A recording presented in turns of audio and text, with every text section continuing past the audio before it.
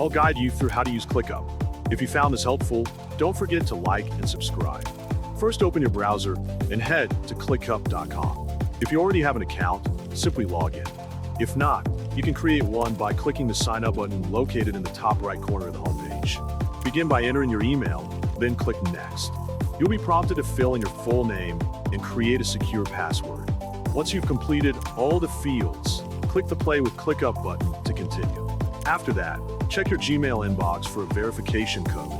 Enter it to complete your sign-up process. Once verified, you'll be directed straight to the ClickUp homepage.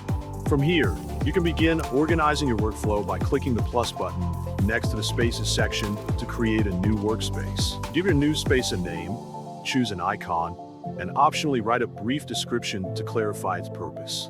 Then click Continue. Next, you'll be asked to define your workflow. Choose one that fits your team or personal style, and hit Create Space. Now, your space is ready. You can start adding tasks, inviting team members, setting deadlines, assigning priority levels, and much more to streamline your productivity.